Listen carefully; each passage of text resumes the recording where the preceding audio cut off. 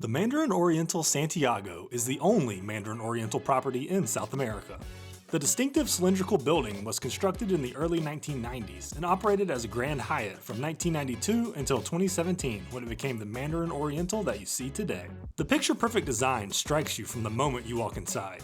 During the day, the lobby is filled with color and light thanks to the most unique design feature of this building, the cylindrical glass atrium, separated from the lobby by a honeycomb pattern. Here you can also see the elevators in the center of the two wings of the nearly 300 guest rooms. The hotel has 22 floors and comes complete with a club lounge that you can access if it's included with your booking. For now, let's pick an elevator and head up to the second floor where our deluxe room was waiting for us. 212 was our lucky number for the weekend. We had booked just the standard lowest level room through the American Express Fine Hotels and Resorts booking platform, and to our delight, we were upgraded at check-in to this deluxe pool view room. Welcome, welcome, welcome to the Mandarin Oriental in Santiago, Chile. Allow me to show you around our room. So here's the door that you would walk into. Don't know what else you'd use the door for. And as soon as you come in, you're met with this hallway, and to your right is the all-important bathroom. Now, we've been here for a couple days already, so please excuse the mess. I tried to tidy up a little bit for all of you, but this is what you'll get when you come into the bathroom. Pretty standard. Typically in hotels of this caliber, I've found that the bathrooms are a little bit bigger than this one.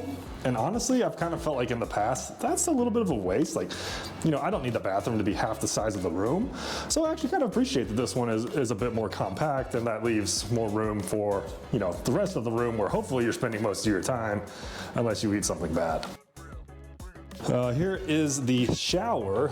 It's a waterfall shower, which I still don't know if I like or not. I mean, I'm glad that it has this other faucet because I'm kind of one of those people that likes to just stand in the shower, and the waterfall kind of makes it hard to breathe. I mean, you're literally waterboarding yourself if you're just standing there, so definitely like to have the other shower head.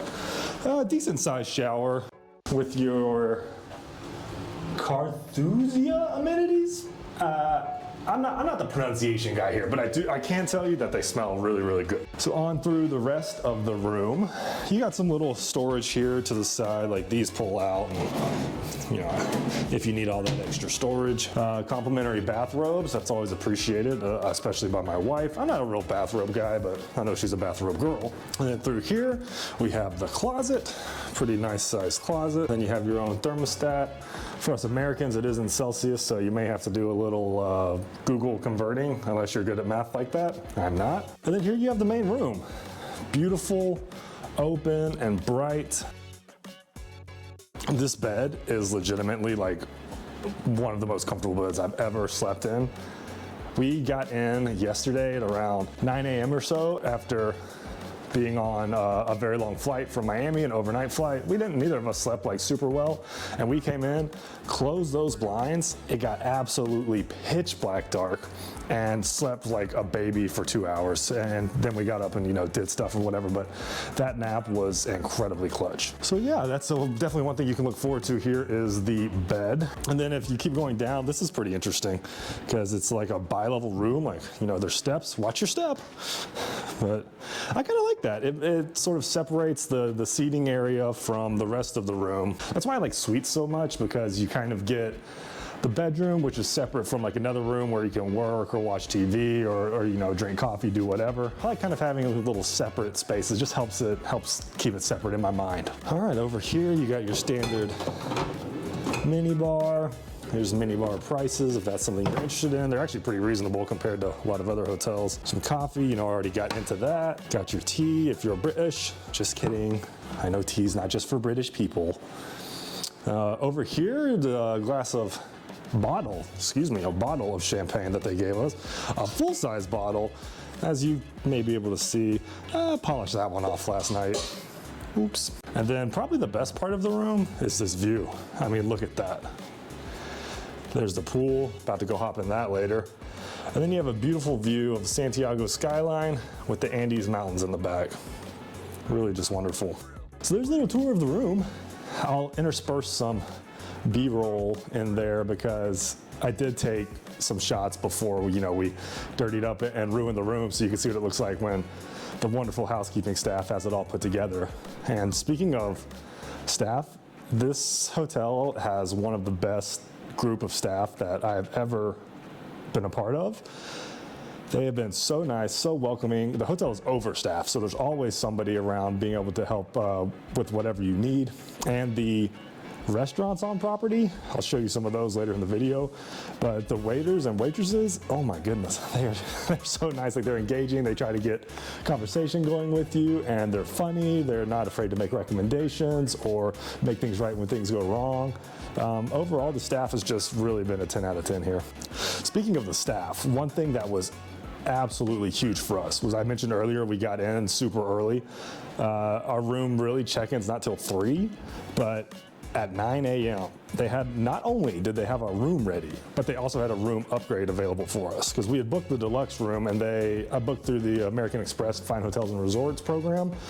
And so pursuant to that, they gave us an upgrade to an executive room with a beautiful view. And I am a big view guy, so that was very much appreciated.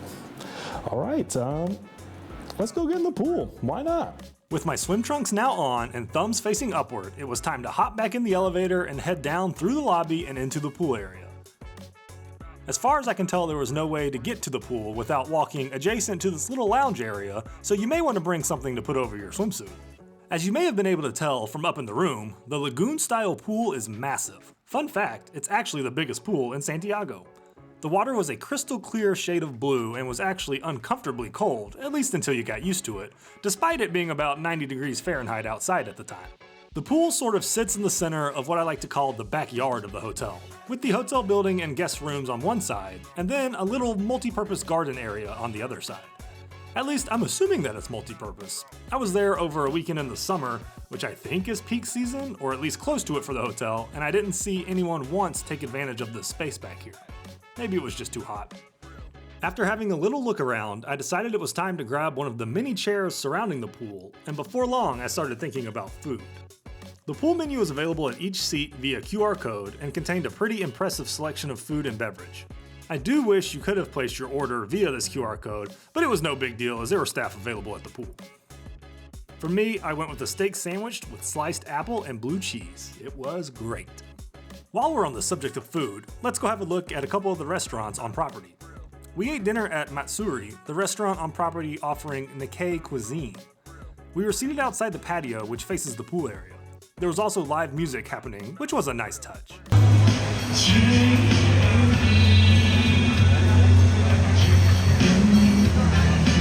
Nikkei cuisine is essentially a fusion of Japanese and Peruvian ingredients and cooking techniques, and may just be a new favorite of mine. We were handed an amuse-bouche to start of a special dish I like to call, I'm sorry, I don't remember what this was and it wasn't on the menu, but I do remember it was creamy and fragrant. Next up was the salmon tartare with a passion fruit gel and vegetable chips, which was a nice, bright, and fresh way to prepare our stomachs for what was yet to come. Continuing our shareables trend, we next ordered a sushi roll of ceviche-style king crab, chives, shrimp, salmon, and another dose of that passion fruit gel. After that was the best bite of the night. This was grilled duck, miso puree, yellow chili mayonnaise, black sesame, and a couple of other things that I can't pronounce, but holy it was good. I could have eaten 10 of them. Because this dish was on the smaller side, the waiter suggested I order another, and of course I obliged and got the beef filet nigiri that was also incredible. My wife chose the catch of the day cooked over a charcoal grill, and unfortunately I am hearing reports that it basically fell flat on flavor. Determined to end on a high note, we asked for the dessert menu and split a chocolate cake, and on the recommendation of the waiter, a traditional dessert called picarones. Both were just okay. After stuffing our faces, we retreated back to our room to find it had been neatly turned down for the night, which of course would not be complete without a few little chocolates by the pillow. The very next morning, I hopped out of bed and quickly polished off my first coffee of the day before my stomach told me it was time to go grab some breakfast. Breakfast was served in the property's Italian restaurant named Senso and was buffet style with specialty items such as eggs or French toast that you could order. Apologies in advance for the portrait style video here, but as you can see, the breakfast buffet was expansive with many different things to choose from, all the way from pastries to fruit to a hot meat station. This extensive buffet does not come cheap though, and it'll run you about $50 US, but thanks to our Amex Fine Hotels and Resorts benefits, we were able to enjoy the buffet at no cost to us. Okay, that about does it for me. Thank you very much for stopping by, and if you are a fan of this video, please consider dropping a like and subscribing to the channel. Until next time.